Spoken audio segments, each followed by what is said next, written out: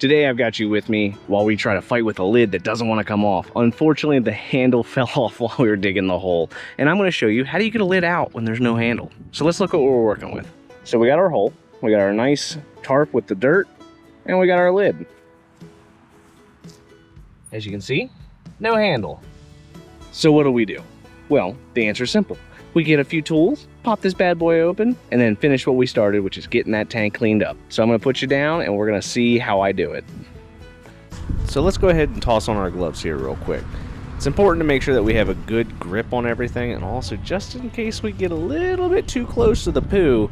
So we'll get our screwdriver first, and then we have to get our molding fuller and our hammer, all of which are gonna be super important to get this lid out. You can see here, this is the old handle that fell off. We'll toss that to the side because we no longer need that anymore. The next thing I like to do is I like to make sure that I get a nice clean surface to work with.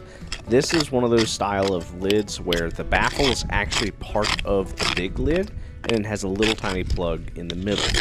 So what you see here is the square plug that we have to clean up, and all I'm going to do is just make sure all that dirt's out of the way, so that we can get this molding puller into the lid and get this bad boy up.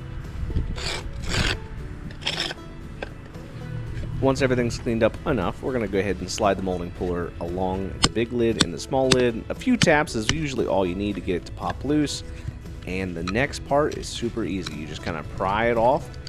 I like to use the screwdriver so that way I don't lose any progress while I'm prying up with the molding puller. So the molding puller in my left hand is just going to be there to get things up, and then the right hand is just to make sure we don't lose any ground. After a few minutes of working back and forth, usually it comes right up super easy, just like that. And there you have it. Super easy, super straightforward. Hopefully this helps you get your lid off of your tank, especially when it's stuck and you don't have a handle. Really annoying, but till next time, guys.